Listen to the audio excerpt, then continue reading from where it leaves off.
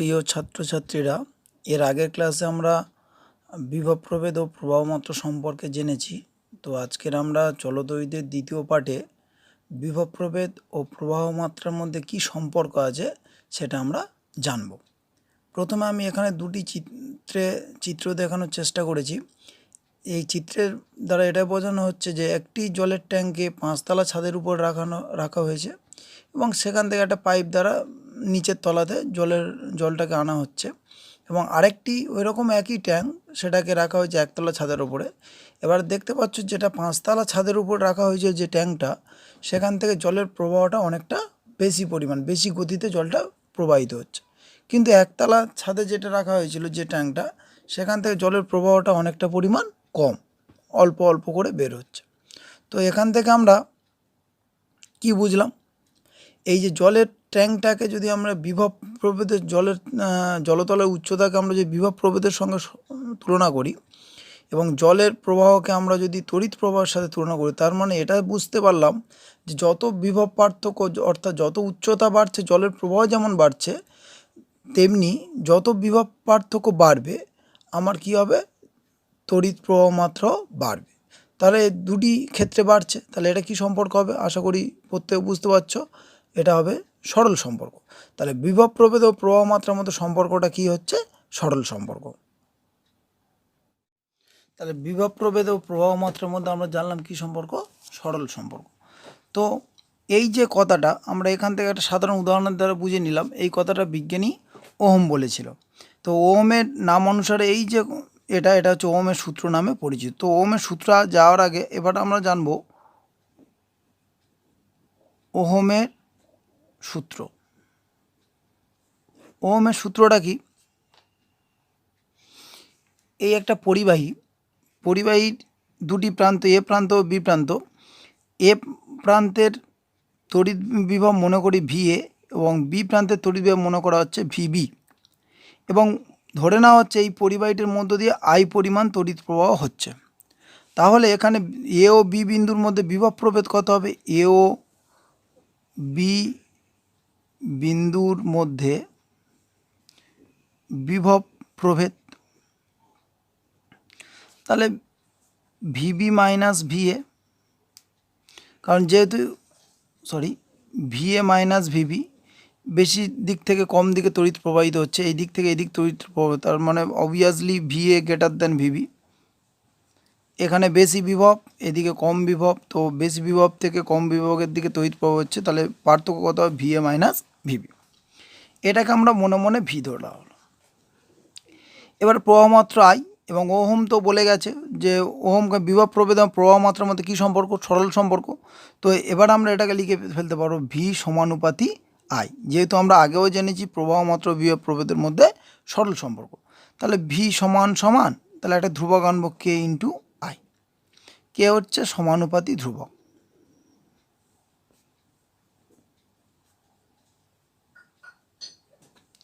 এবার ওহমের সূত্রটা কি?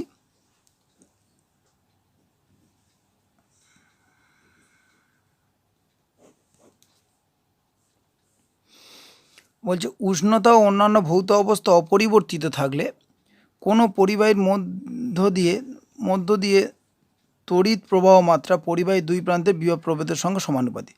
তো আমরা সেটাই করলাম, বিভব প্রভেদ প্রবাহ মাত্রার সঙ্গে সমানুপাতিক।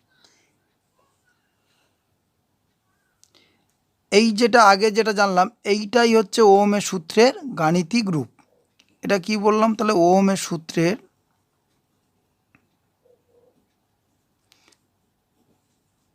গাণিতিক রূপ, আর এটা ওহমের সূত্রটা বলে দেওয়া হলো। এবার একটা জিনিস খেয়াল করতে হবে, উষ্ণতা ও অন্যান্য ভৌত অবস্থা অপরিবর্তিত হয়। তার মানে কি, যদি ওই পরিবাহীটার মধ্যে দিয়ে তড়িৎ প্রবাহ করা হয়, সেক্ষেত্রে যদি এই পরিবাহীটার উষ্ণতার কোনো পরিবর্তন হয়, সেক্ষেত্রে কিন্তু ওহমের সূত্র প্রযোজ্য হবে না। যেমন যদি বাল্বের ফিলামেন্ট, আমরা প্রত্যেকে জানি বাল্বের মধ্য দিয়ে তড়িৎ প্রবাহ হলে বাল্বটা কিন্তু জ্বলতে থাকে, তাহলে বাল্বের ফিলামেন্টটা কি গরম হয়ে যায়। তো গরম হয়ে গেলে সেক্ষেত্রে কী হচ্ছে, প্রাথমিক অবস্থায় যে উষ্ণতা ছিল অন্তিম অবস্থাতে গরম হওয়ার পর সেই উষ্ণতা নেই, তার মানে ওটা হচ্ছে উষ্ণতার ওখানে পরিবর্তন হচ্ছে। তাহলে জ্বলন্ত ফিলামেন্টের ক্ষেত্রে কিন্তু আমার ওহমের সূত্র প্রযোজ্য হবে না। বা অন্যান্য ভৌত অবস্থা, কোনো একটা পদার্থকে পদার্থের মধ্যে তড়িৎ প্রবাহ পাঠানো হলো, পদার্থটি কঠিন ছিল, গলে তরলে পরিণত হলো। তো এইরকম যদি কোনো কেস ঘটে যায় সেক্ষেত্রে কিন্তু ওহমের সূত্র প্রযোজ্য নয়। তার মানে ওহমের সূত্রে হতে গেলে অবশ্যই করে পদার্থটির বা পরিবাহীটির উষ্ণতা এবং ভৌত অবস্থা অপরিবর্তিত থাকতেই হবে। এবারে ওহমের সূত্রের গাণিতিক রূপ ভি সমান সমান কে আই। এক্ষেত্রে আয়ের মানটা যদি, অর্থাৎ তড়িৎ প্রবাহ মাত্রার মানটা যদি আমরা বের করতে চাই, আই সমান কী হবে, ভি বাই কে। তাহলে আয়ের সাথে কে এর কিন্তু ব্যস্ত সম্পর্ক, অর্থাৎ এই কে একটি এমন একটি ধ্রুবক রাশি যার মান বাড়লে, যেহেতু ব্যস্ত সম্পর্ক, কের মান যদি ইনক্রিজ করে, কের মান যদি বাড়ে, আয়ের মানটা কী করে ডিক্রিজ করবে, কমে যাবে। অপরদিকে কের মানটা যদি কমে যায়, আয়ের মানটা বাড়বে। তার কে হচ্ছে এমন একটি রাশি যে কিন্তু এই তড়িৎ প্রবাহ মাত্রাকে বাধা দিচ্ছে। পরবর্তীকালে এই কেটাকে রিমুভ করে এর পরিবর্তে কি আনা হবে, আর দ্বারা প্রকাশ করা হবে। আরটা কি, তাহলে এই সূত্রটাকে মডিফাই করে লেখা হচ্ছে ভি সমান আর আই। আর হলো পরিবাহীর রোধ, রোধ কথার অর্থ হচ্ছে বাধা। তাহলে আর এর সংজ্ঞা যদি দিই, যে ধর্মের জন্য কোনো পরিবাহী তার মধ্য দিয়ে প্রবাহ মাত্রাকে বাধা দেয়, তাকে আমরা কি বলবো, পরিবাহীর রোধ বলবো। এবার যদি বলে ওহমের সূত্র থেকে রোধের সংজ্ঞা দাও, তাহলে ওহমের সূত্র থেকে রোধের সংখ্যা একদম ইজিভাবে দেওয়া যাবে। আর ইকুয়াল টু, তাহলে কী লিখবো আমরা, ভি বাই আই। তো দুটি রাশির এই ভাগ আকারে লেখাকে আমরা কি বলি, অনুপাত বলি। ভিটা কি, প্রবাহ মাত্রা, ভিটা হচ্ছে বিভব প্রভেদ, আর আইটা হচ্ছে প্রবাহ মাত্রা। এবং পরিবাহীর তাহলে রোধ, ওহমের সূত্রে রোধের সংজ্ঞা কী দেবো আমরা, যে কোনো পরিবাহীর উষ্ণতা ও অন্যান্য ভৌত অবস্থা অপরিবর্তিত থাকলে দুই প্রান্তের বিভব প্রভেদ ও প্রবাহ মাত্রার অনুপাতকে আমরা ওই পরিবাহীর রোধ বলবো।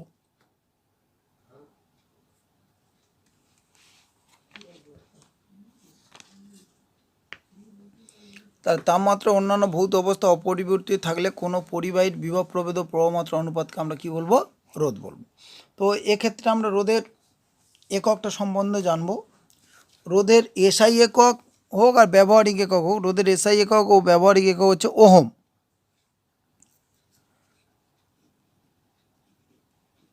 রোধের এসআই একক ওহম, এটাকে ওহমের সিম্বল, এটা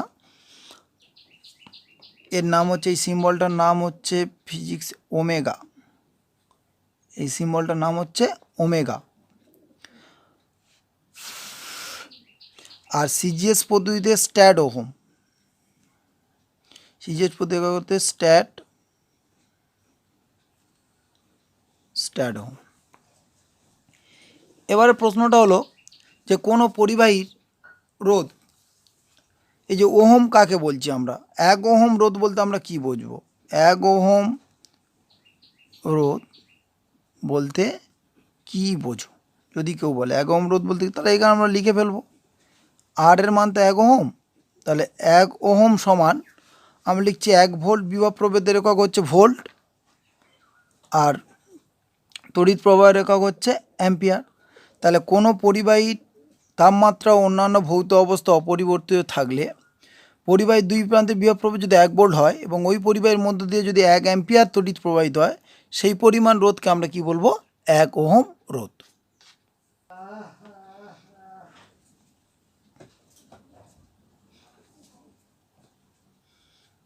তো আমরা এই পর্যন্ত জানলাম। এবারে একটু আমি আবার সেই প্রথম পাতার দিকে, প্রথম পাতাতে কি ছিল, প্রথম পাতাতে আমরা একটা বর্তনী পরিবাহীর ছবি এঁকেছিলাম এই রকম। কেন, এইটা মানে যে রোধের সিম্বলটা এইরকম দেখতে, তেমনটা নয়। রোধের মধ্যে এরকম তার আঁকা বাঁকা অবস্থা নেই। এটা একটা ইন্ডিকেট করছে যে এর মধ্য দিয়ে তড়িৎ প্রবাহ যদি করা হয় সেটা বাধাপ্রাপ্ত হবে। এই পথটা হচ্ছে বাধাপ্রাপ্ত, খাঁজ কাটা, এবড়ো খেবড়ো, এলোমেলো। ওই জন্য এর সিম্বলাইজটা এইভাবে করা হয়েছে। রোধের সিম্বল হচ্ছে এইটা। আরও একবার রোধের সিম্বলটা দেখিয়ে দিচ্ছি। কোনোভাবেই ভাবার দরকার নেই যে রোধের মধ্যে এরকম খাঁজ কাটা অবস্থা আছে। যেহেতু রোধ হচ্ছে প্রবাহ মাত্রাকে বাধা দেবে, তাই পথটাকে এইভাবে ডিনোট করা হচ্ছে। রোধের সিম্বল এটা। রোধ বা রেজিস্ট্যান্সের এককটা আরেকবার বলে দিই। এসআই পদ্ধতির একক বা ব্যবহারিক একক হচ্ছে ওহম। এই যে সিম্বল এর নাম হচ্ছে ওমেগা। সিজিএস পদ্ধতি একক হচ্ছে স্ট্যাট ওহম। এবং 1 ওহম রোধ বলতে আমরা বুঝবো যে 1 ভোল্ট এবং কোনো রোধের মধ্যে যে বিভব প্রভেদ যদি 1 ভোল্ট এবং প্রবাহ মাত্রা 1 অ্যাম্পিয়ার হয়, তার দুজনের অনুপাতকে আমরা এক কথায় বলে ফেলবো 1 ওহম। তো এই পর্যন্ত আমাদের রোধ সম্পর্কে মোটামুটি জানা হলো। এরপরে আমরা রোধের উল্টোটা কন্ডাক্ট্যান্স বা পরিবাহিতাটা কি জেনে নেব। আমরা রোধের উল্টোটা, রোধ মানে তড়িৎ প্রবাহ মাত্রাকে কী পরিমাণ বাধা দেবে, সেইটা হচ্ছে পরিবাহী রোধ। আর পরিবাহিতাটা হচ্ছে ঠিক রোধের উল্টো। রোধের অ্যাকচুয়ালি পরিবাহিতার সংজ্ঞা হচ্ছে রোধের অনন্যকে আমরা পরিবাহিতা বলবো। কোনো পরিবাহী যে যত তার মধ্যে দিয়ে তড়িৎ প্রবাহকে ফ্লো করতে দেবে বা তড়িৎ প্রবাহটা তার মধ্যে যত বেশি যাবে, সেই পদার্থের পরিবাহিতাটা বেশি। অ্যাকচুয়ালি রোধ যে পরিবাহী রোধ যত কম হবে, তার পরিবাহিতা তত বেশি হবে। তো পরিবাহিতা কি রোধের অনন্যকে পরিবাহিতা বলে।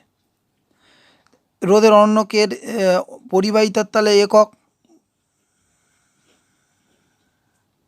পরিবাহিতার এসআই একক।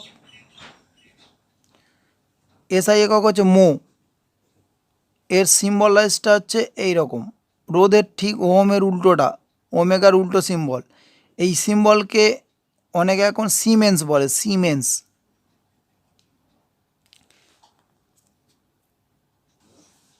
এবার হচ্ছে ওহমের সূত্রের লেখচিত্র। ওহমের সূত্রের লেখচিত্রটা করতে গেলে আগে দুটি জিনিস আমরা মাথায় রাখবো।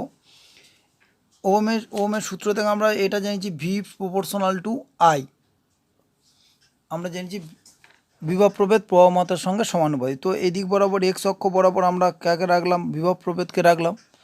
আর ওয়াই অক্ষ বরাবর আমরা কাকে রাখছি, আই, অর্থাৎ প্রবাহ মাত্রাকে। লেখচিত্রের প্রকৃতিটা এই রকমই হবে, একদম মূল বিন্দুগামী সরলরেখা। তার মানে কি, দেখো যত বিভব প্রভেদ বাড়ছে ধীরে ধীরে, ফার্স্ট স্টার্টিংয়ে আমার এই পোর্শনে ছিল, এই বিন্দুটা যদি মার্ক করি, দেখো বিভব প্রভেদও কম, প্রবাহ মাত্রাও কম। ধীরে ধীরে যত বিভব প্রভেদ এদিকে বেড়ে গেছে, প্রবাহ মাত্রাটা দেখো আমার বেড়ে গেছে। তাহলে ওহমের সূত্র অনুযায়ী হলো, যে সমস্ত পরিবাহী এই লেখচিত্রের এই প্রকৃতিটা মেনে চলবে, তাদেরকে আমরা কি বলবো, ওহমীয় পরিবাহী। আর যারা মেনে চলবে না, তাদেরকে আমরা কি বলবো, অওহমীয় পরিবাহী। তাহলে ওহমীয় পরিবাহীটা কি,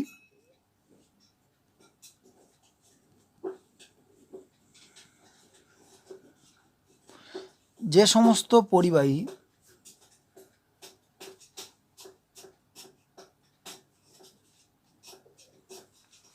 এই লেখচিত্রটা মেনে চলবে, তাদেরকে আমরা ওহমীয় পরিবাহী বলবো। আর যারা মেনে চলবে না, তাদেরকে আমরা কি অওহমীয় পরিবাহী।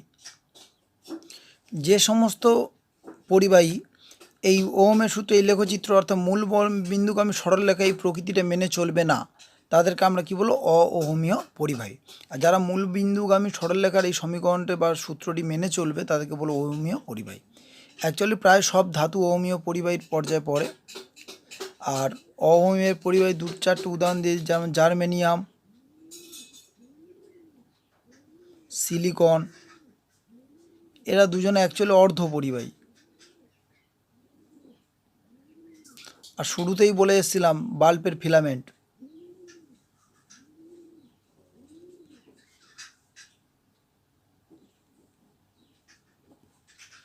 এরা হচ্ছে আমাদের অওহমীয় পরিবাহী। এরা মূলবিন্দুগামী সরলরেখা এই প্রকৃতিটা মেনে চলবে না।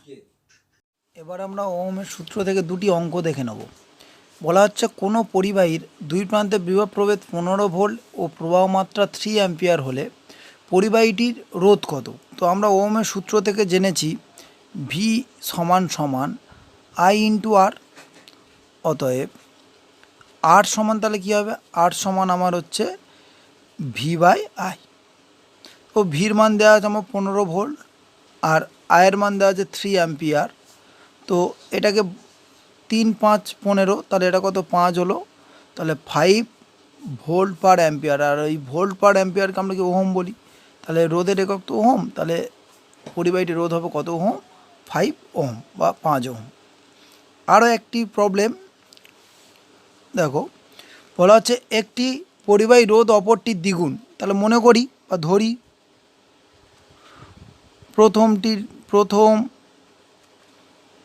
পরিবাহীর রোধ সমান আর, তাহলে দ্বিতীয় পরিবাহী রোধ অপর যেটা ছিল বা অপর পরিবাহী রোধ বা দ্বিতীয় পরিবাহী রোধ কত হবে 2R দ্বিগুণ। বিভবটা একই, বলেছে তাদের প্রবাহ মাত্রা কত হবে, তার প্রবাহ মাত্রা কত হবে ভি সমান IR, তাহলে আই সমান কী হবে ওহমের সূত্র অনুযায়ী ভি বাই আর, তাহলে প্রথমটার ক্ষেত্রে যদি ওটা I1 হয় তাহলে কত হবে ভি বাই আর, দ্বিতীয়টার ক্ষেত্রে কত হবে যদি প্রবাহ মাত্রাকে আমরা I2 ধরি, I2 সমান কত হবে ভি বাই, এখন তো আর নেই, আর পদে কত হবে 2R আছে। এবার এদের দুজনের অনুপাত করতে বলেছে, করে ফেলা হবে।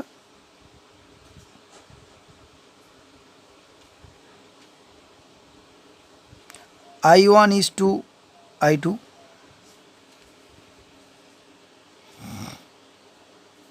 সমান V by R is to V by 2R।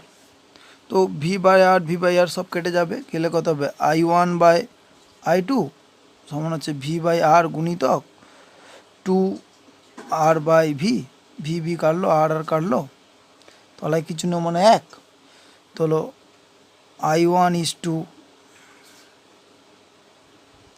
I2 সমান হচ্ছে 2:1। তাহলে প্রবাহ মাত্রা অনুপাত আমার কত হবে 2:1। এবারে আমরা যেটা জানবো কোষের তড়িৎচালক বল ও আভ্যন্তরীণ রোধ বা ইন্টারনাল রেজিস্ট্যান্স বা আভ্যন্তরীণ রোধ কি, আমরা সচরাচর দেখি যে কোনো ব্যাটারির ক্ষেত্রে, ব্যাটারি যখন তৈরি করে ওখানে একটা পদার্থের লেই টাইপের জমানো হয় এমনি ড্রাই সেলের জন্য, আর যদি আমার সেটা ড্রাই সেল না হয় এমনি কোনো বড় ব্যাটারি যেগুলো সেকেন্ডারি কয়েল সেল, তাদের ক্ষেত্রে কি করা ওর মধ্যে ডিস্টিল ওয়াটার টাইপের দেওয়া হয়, ডিস্টিল ওয়াটারই দেওয়া হয়। তো সেক্ষেত্রে কি করা হয় ওই যে সমস্ত পদার্থ দিয়ে ওই ড্রাই সেল বা যে কোনো সেল তৈরি ব্যাটারি তৈরি হচ্ছে সেই পদার্থের কিছু একটা নিজস্ব রোধ থাকে, এই রোধের জন্য কী হয় প্রবাহ মাত্রাটা যেটুকু পাওয়ার কথা তার থেকে আমরা একটু পরিমাণ কম পাই, তাহলে ওই যে পদার্থের নিজস্ব রোধের জন্যে রোধকে আমরা কি বলবো আভ্যন্তরীণ রোধ। তাহলে আভ্যন্তরীণ রোধ হচ্ছে কি তড়িৎ কোষের মধ্যস্থ সক্রিয় পদার্থ বা তরলের কিছুটা রোধ থাকে যা কোষের মধ্য দিয়ে তড়িৎ প্রবাহের বিরুদ্ধে বাধার সৃষ্টি করে, সেই বাধাকে আমরা কি বলবো কোষের আভ্যন্তরীণ রোধ।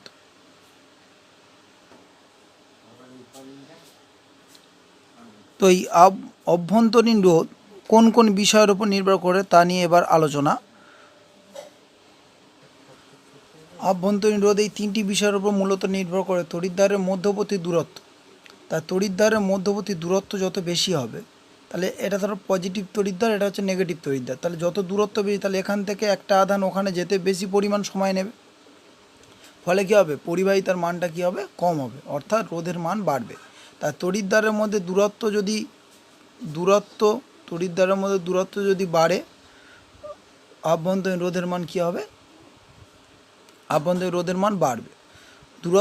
তড়িৎদ্বার দুটি দূরত্ব ইনক্রিজ করলো আভ্যন্তরীণ রোধের মান বাড়লো, দূরত্ব ডিক্রিজ করলো কমে গেল আভ্যন্তরীণ রোধের মান কী হবে কমে যাবে। এবার নিমজ্জিত তড়িৎদ্বারের ক্ষেত্রফল, তাহলে যত বেশি পরিমাণ তড়িৎদ্বার নিমজ্জিত থাকবে সেখান থেকে তত বেশি পরিমাণ আধান নির্গত হবে।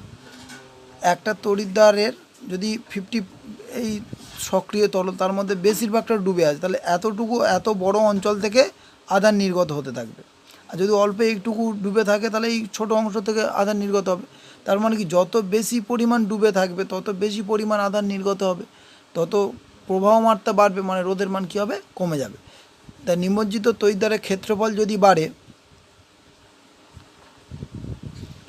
যদি বাড়ে আভ্যন্তরীণ রোধের মান কমে যাবে, ক্ষেত্রফল যদি কমে যায় আভ্যন্তরীণ রোধের মান কী হবে বাড়বে।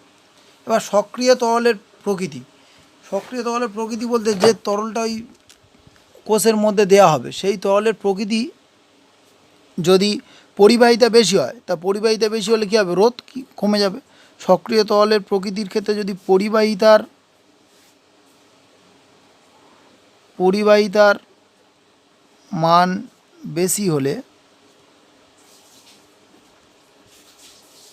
রোধ কমবে ও পরিবাহিতার মান কম হলে আভ্যন্তরীণ রোধ কী হবে? বাড়বে।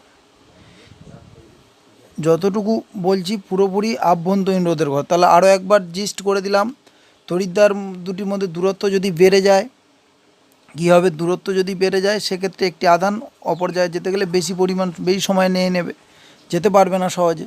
ফলে কী হবে? দূরত্ব বাড়লে রোধের মানও বাড়বে। দূরত্ব কমে গেলে রোধের মান যদি এই আধানের আরও কাছাকাছি চলে যায় তাহলে টুক করে চলে যাবে। পরেরটা, নিমজ্জিত তড়িৎদ্বারের ক্ষেত্রফলের উপর। যত ক্ষেত্রফল বাড়বে সেই বেশি অংশ থেকে আধান নির্গত হবে। ফলে কী হবে? প্রবাহ মাত্রা বাড়বে, আর প্রবাহ মাত্রা বেড়ে যাওয়া মানে রোধের মানটা কমে যাওয়া। যেহেতু প্রবাহ মাত্রা আর রোধের মধ্যে কি ব্যস্ত সম্পর্ক। একইভাবে সক্রিয় তরলের প্রকৃতিটা বলে দিলাম। তাহলে এই তিনটি বিষয়ের ওপর মূলত কোনো কোষের তড়িৎ কোষের আভ্যন্তরীণ রোধের পরিমাণটা নির্ভর করে। এবারে এই একটা তড়িৎ বর্তনী আঁকা হলো। তড়িৎ বর্তনী ব্যাটারির মধ্যে যে রেজিস্ট্যান্সটা, যেটা আমরা এতক্ষণ বলছি আভ্যন্তরীণ রোধ বা ইন্টারনাল রেজিস্ট্যান্স, সেটা হচ্ছে ছোটো হাতের আর। এবং এই ব্যাটারির দুই প্রান্তের সঙ্গে একটা বহির্বর্তনীতে একটা রোধ লাগানো হচ্ছে, সেটা হচ্ছে আমার বড় হাতের আর। এবারে কি হচ্ছে? পজিটিভ টার্মিনাল থেকে আমার তড়িৎটা বেরোচ্ছে, গিয়ে এই রোধের মধ্য দিয়ে আবার ব্যাক করে ব্যাটারির মধ্যে চলে আসছে। এক্ষেত্রে আমি ফার্স্ট টাইম বের করব তড়িৎ প্রবাহ মাত্রা মান। তড়িৎ প্রবাহ মাত্রা বলে রাখি, ব্যাটারির তড়িৎচালক বলের ইট হচ্ছে কি ব্যাটারির তড়িৎচালক বল, যেটাকে আমরা ইএমএফ বলি, ইলেকট্রোমোটিভ ফোর্স। তো তড়িৎ প্রবাহ মাত্রা সমান কি? প্রবাহ মাত্রা সমান আমরা ওহমের সূত্র থেকে জানি যে ভি বাই আর। তাহলে ভি বলতে কি তড়িৎচালক বল বা ইএমএফ এর মান। তাহলে ভির জায়গায় বলছি তড়িৎচালক বল, আর প্রবাহ মোট রোধ। একটা রোধ নিয়ে এখানে দুটো রোধ আছে, তাহলে মোট তড়িৎচালক বল বাই মোট রোধ। সেটা যদি করি আমরা কী পাবো? প্রবাহ মাত্রা। প্রবাহ মাত্রাকে আমরা আই দ্বারা লিখি। তাহলে এখান থেকে কী পরিমাণ যাচ্ছে? আই পরিমাণ। তাহলে আই সমান মোট তড়িৎচালক বলের মান হচ্ছে আমার ই, ব্যাটারির তড়িৎচালক বল ই, বাই মোট রেজিস্ট্যান্স। তাহলে একটা আছে বহির্বর্তনী রোধ বড় হাতের আর আভ্যন্তরীণ রোধ আছে ছোটো হাতের আর। এখান থেকে আমার যদি ইর মানটা বের করতে পারি তাহলে ই সমান কত হবে? I into R plus R. তো ই ইজুকাল টু, আবার নেক্সট স্টেপ করছি, ই ইজুকাল টু আই বড় হাতের R plus I small R, capital R into small আর।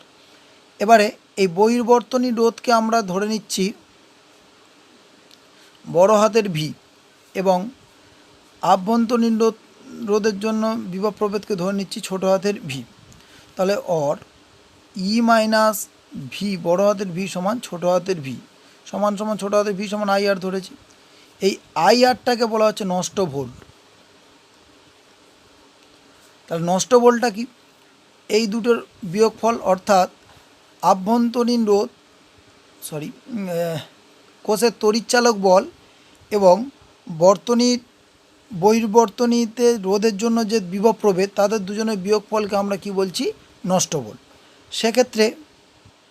এক্ষেত্রে আমরা যদি এখান থেকে একটু আরেকটা স্টেপ করে ফেলি, বহির্বর্তনীতে কী পরিমাণ বিভব প্রভেদ হয়েছে, বহির্বর্তনী অর্থাৎ এই আর রেজিস্ট্যান্স কী পরিমাণ বিভবকে নষ্ট করেছে, সেটা যদি আমরা বের করি, বড় হাতের ভি সমান তাহলে বেরোচ্ছে ই মাইনাস ছোটো হাতে, এটা ই মাইনাস ছোটো হাতের ভি।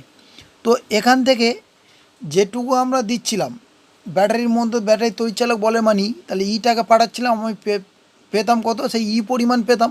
কিন্তু তার থেকেই ছোটো হাতের ভি পরিমাণ বা স্মল ভি পরিমাণ বিভব প্রভেদ নষ্ট হচ্ছে। সেটা কার জন্য নষ্ট হচ্ছে? Due to internal resistance of cell, কোষের আভ্যন্তরীণ রোধের জন্য সেই পরিমাণ আমার তড়িৎচালক বলটা নষ্ট হচ্ছে। এই কারণে একে আমরা বলা হচ্ছে নষ্ট ভোল্ট বা আভ্যন্তরীণ বিভব পতন বলে। নষ্ট ভোল্ট বা আভ্যন্তরীণ বিভব পতন বলে। তাহলে আভ্যন্তরীণ রোধের জন্য তড়িৎ বহির্বর্তনীতে যে পরিমাণ বিভব প্রভেদ পাওয়ার কথা তার থেকে কিছু পরিমাণ আমরা কম পাই, তো সেই কারণে সেটাকে আমরা কী বলবো? নষ্ট ভোল্ট বা আভ্যন্তরীণ বিভব পতন। তো এবারে যেটা আলোচনা হচ্ছে যে কোনো পরিবাহী রোধ কোন কোন বিষয়ের উপর নির্ভর করে। তো 1 নম্বর হচ্ছে দৈর্ঘ্যের উপর। দ্বিতীয় নম্বর হচ্ছে প্রস্থচ্ছেদের ক্ষেত্রফলের ওপর, তৃতীয় নম্বর হচ্ছে উপাদানের ওপর, চতুর্থ নম্বর হচ্ছে উষ্ণতার ওপর। এই চারটি বিষয়ের ওপর কোনো পরিবাহী রোধ নির্ভর করে। তো এখন কথা হচ্ছে দৈর্ঘ্যের ওপর আমার পরিবাহী রোধটা কীভাবে নির্ভর করে। একটা সিম্পল এক্সাম্পল, যেমন একটা পাইপ দিয়ে এক স্থান থেকে একই ঠিক মোটা বা একই ক্ষেত্রফলে একটি পাইপ দিয়ে, ছোট পাইপ দিয়ে জল নিয়ে যাওয়া হচ্ছে, আর একটা অনেক দূর পর্যন্ত একটা পাইপ দিয়ে জল নিয়ে যাওয়া হচ্ছে। তোমাদের কাছে প্রশ্ন যে কোন পাইপটা থেকে জলটা আমার দ্রুত বেগে বেরোবে? স্বাভাবিক যেটা ছোট পাইপ, কারণটা হচ্ছে ওর তো পাইপের বাধাটা কম, অর্থাৎ পাইপের জলটা যাচ্ছে খুব অল্প পথ বরাবর, তো সেখানে পাইপের ঘর্ষণজনিত বাধাটা কম, তাই সেখান থেকে জলটা দ্রুত বেগে বেরোবে। আর যেটা অনেক দূরত্ব পর্যন্ত বিস্তৃত হয়ে আছে, সেই পাইপে পুরো পাইপ ধরেই তরলের ঘর্ষণটা হচ্ছে, ফলে কী হচ্ছে, সেই লাস্ট মাথা যখন গিয়ে আমরা তরলটা বের হবে, তার গতিবেগ বা তীব্রতা অনেকটা কম থাকবে। একই আরও একটা এক্সাম্পল দিচ্ছি, যেমন হচ্ছে একটা যে ট্রান্সফরমারের কাছে যদি কোনো বাতি জ্বলে, বৈদ্যুতিক বাতি, তার উজ্জ্বলতা অনেকটা বেশি হয়, কিন্তু গ্রামের শেষ প্রান্ত বা শহরের শেষ প্রান্ত থেকে ওই তার বরাবর যদি আরেকটা বাতি জ্বালানো হয়, সেক্ষেত্রে তার উজ্জ্বলতাটা অনেকটা কম হয়। কারণটা কি? কারণটা সিম্পলি কারণ যেহেতু অতটা তারের মধ্যে দিয়ে তড়িৎ প্রবাহটা হয়ে গিয়ে তবে বাল্ব থেকে বাতিটা জ্বলছে, তাই হচ্ছে এতর তারের বাধাটা ওর উপর কাজ করছে। ফলে এটা থেকে আমি এটা বুঝলাম, যত দৈর্ঘ্য বাড়ছে আমার প্রবাহ মাত্রার মানটা কমে যাচ্ছে। তা প্রবাহ মাত্রার মান কমে যাওয়া মানে কি, পরিবাহী রোধটা ধীরে ধীরে বেড়ে যাচ্ছে। তার মানে কি, পরিবাহী রোধ দৈর্ঘ্যের সাথে কি সম্পর্ক আছে? সমানুপাতিক। দৈর্ঘ্য বাড়লে পরিবাহী রোধ বাড়বে এবং দৈর্ঘ্য কমলে পরিবাহী রোধ কমবে। এবারে চলে যায় প্রস্থচ্ছেদের ক্ষেত্রফলের উপর। তাহলে একটা আরও সিম্পল এক্সাম্পল, একটি মোটা পাইপ দিয়ে যত পরিমাণ জল বা পড়বে, সেই একটি সরু পাইপ দিয়ে নিঃসন্দেহে সেই ততটা পরিমাণে জলটা আমার পড়বে না। তার মানে কি, মোটা পাইপের থেকে বাধাটা কম, সেখানে বেশি পরিমাণ জল ফ্লো হতে পারছে, কিন্তু সরু পাইপ হওয়ার জন্য তার মধ্যে বাধাটা বেশি, সেখানে জলটা কম ফ্লো হচ্ছে। সুতরাং প্রস্থচ্ছেদের ক্ষেত্রফলের সঙ্গে হচ্ছে পরিবাহী রোধটা হচ্ছে ব্যস্ত সম্পর্ক। যত প্রস্থচ্ছেদের ক্ষেত্রফল বাড়বে তত কিন্তু পরিবাহী রোধটা কমবে, আর প্রস্থচ্ছেদের ক্ষেত্রফল কমলে রোধের মান বাড়বে। এটা কি সম্পর্ক? ব্যস্ত সম্পর্ক। আরও একটা এক্সাম্পল দেওয়া আছে, যখন দেখবে কোনো একটা মেন লাইন, ঘরের কোনো ওয়ারিংয়ের সময় যখন মেন লাইন টানা হয়, সেক্ষেত্রে মোটা ধরনের তার আমরা ব্যবহার করি, বলে থাকি 2.5 mm স্কোয়ার মিটারের তার।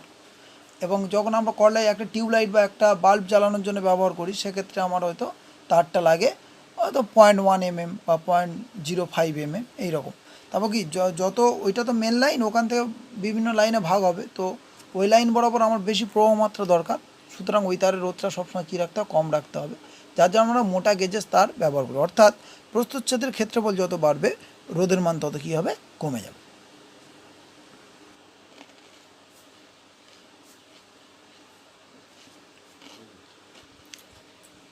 তা দৈর্ঘ্যের উপর উষ্ণতা, উপাদান ও প্রস্থচ্ছেদের ক্ষেত্রফল অপরিবর্তিত থাকলে পরিবাহী রোধ দৈর্ঘ্যের সঙ্গে সমানুপাতিক, আর প্রস্থচ্ছেদের ক্ষেত্রফলের সঙ্গে ব্যস্তানুপাতিক।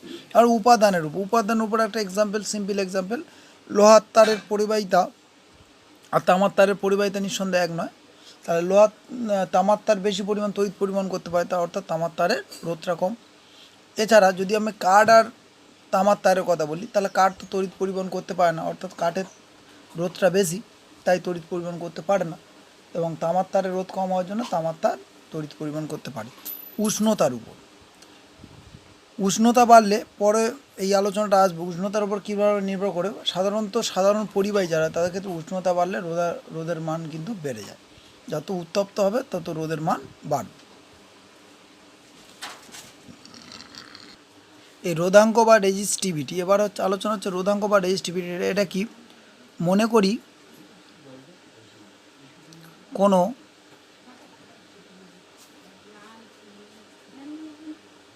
নির্দিষ্ট উষ্ণতায় নির্দিষ্ট উপাদানের তৈরি কোনো পরিবাহীর দৈর্ঘ্য সমান L, প্রস্থচ্ছেদের ক্ষেত্রফল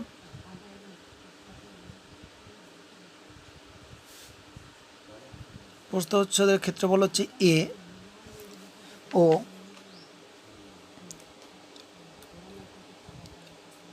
রোধকে আমরা ধরে নিচ্ছি আর। তাহলে আমি একটু আগে দেখিয়ে দিয়েছি, দেখো আর সমানুপাতি এল আর আর সমানুপাতি 1/a। তাহলে প্রথম থেকে লিখছে আর সমানুপাতি আমার এল আর আর সমানুপাতি হচ্ছে 1/a। তো এবার এখান থেকে আমরা দুজনকে যৌগিক ভেদের সূত্র লাগাই, তাহলে আর সমানুপাতি হবে L/a। সমানুপাতটা তুলব, আর সমান সমান একটা ধ্রুবক আছে, এই ধ্রুবককে আমরা কী বলি রো ইন্টু L/a।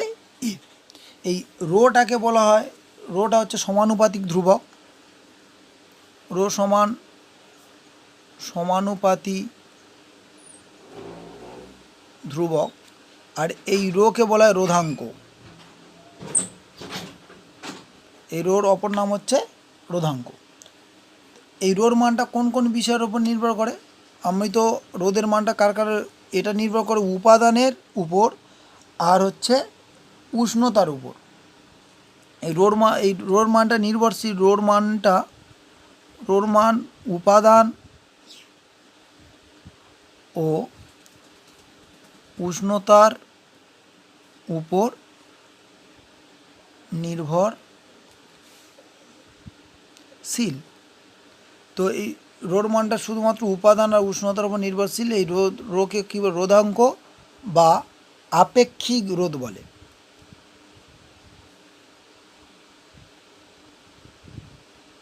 এবার আমরা এই রো এর সংজ্ঞাটা দেবো। কোনো কিছু সংজ্ঞা দিতে গেলে সবসময় ডান সাইডে যে রাশিগুলো তাকে এক করে ধরে নিতে হয়। তাই এক্ষেত্রে যদি এল এর মান L=1 আর A=1 ধরি, তাহলে আর সমান রো বেরোবে। তো চলো এবার তাহলে একক দৈর্ঘ্য এবং একক প্রস্থচ্ছেদের ক্ষেত্রফল বিশিষ্ট কোনো নির্দিষ্ট উপাদানের তৈরি তারের রোধকে ওই পদার্থের কী বলা হবে? রোধাঙ্ক বলা হবে। একক দৈর্ঘ্য ও একক প্রস্থচ্ছেদের ক্ষেত্রফল বিশিষ্ট কোনো পরিবাহীর রোধকে ওই পরিবাহীর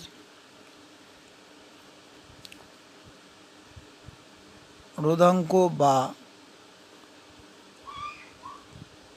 আপেক্ষিক রোধ বলে। অথবা রোধাঙ্কে আরও একটি সংজ্ঞা, কোনো পদার্থের একক ঘনকের দুই বিপরীত পৃষ্ঠের রোধকে রোধাঙ্ক বলে। যদি এটা একক ঘনক হয়, তারপর প্রতিটা বাহু কত 1 সেন্টিমিটার করে দৈর্ঘ্য আছে।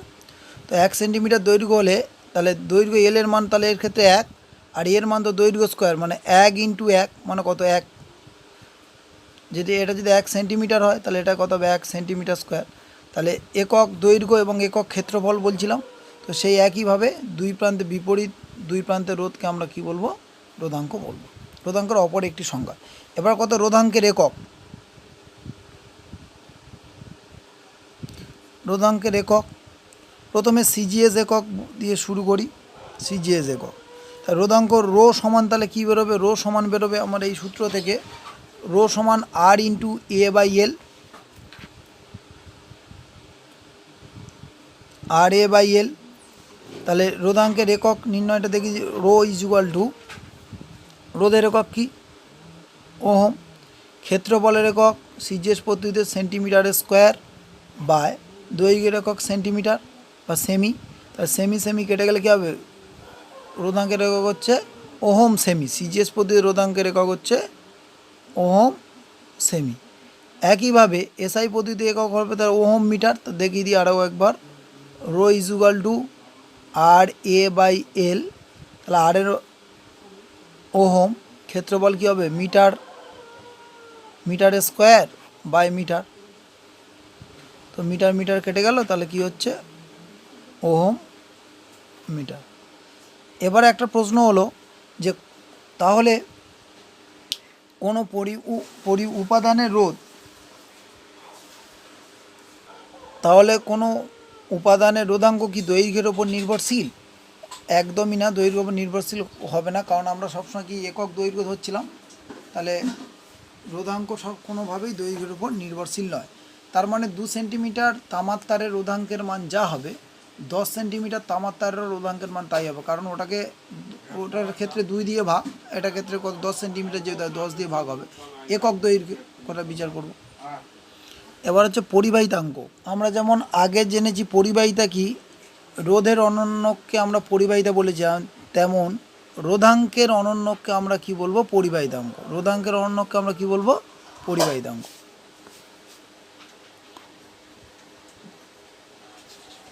রোধাঙ্কের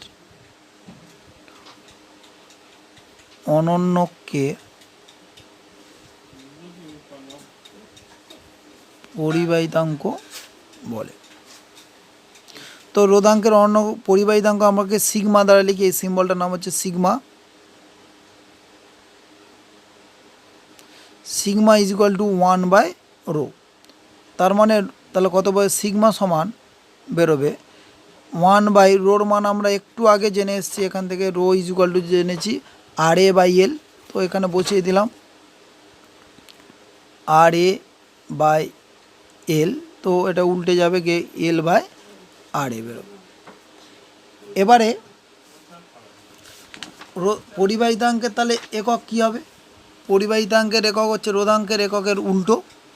তাহলে পরিবাহিতাঙ্কের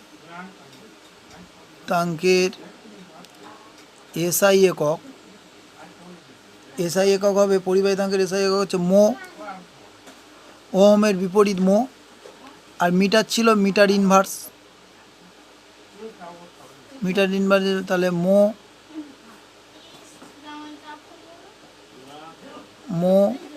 মিটার ইনভার্স। আর সিজিএস পদ্ধতিতে একক হবে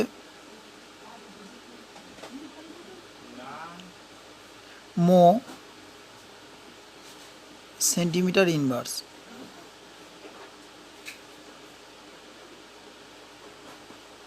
এই হচ্ছে পরিবাহিতাঙ্ক। তো পরিবাহিতাঙ্কের অপর একটি বিকল্প সংজ্ঞা বলছি, একক দৈর্ঘ্য ও একক ক্ষেত্রফল বিশিষ্ট কোনো পরিবাহিতাকে তার পরিবাহিতাঙ্ক বলা হয়। বা বলতে হবে কোনো পরিবাহিতাকে না বলে এটাকে বিকল্পভাবে বলা যায় রোধের অনন্যককে পরিবাহিতা বলে। আজ এই পর্যন্ত। তো নেক্সট ক্লাসে আমি ওই জুলের সূত্র আছে, পরিবাহী অর্ধপরিবাহী অন্তরকের লেখচিত্র রোধাঙ্কের সাথে কীরূপভাবে পরিবর্তিত হয়, তো সেইগুলো নিয়ে আলোচনা হবে।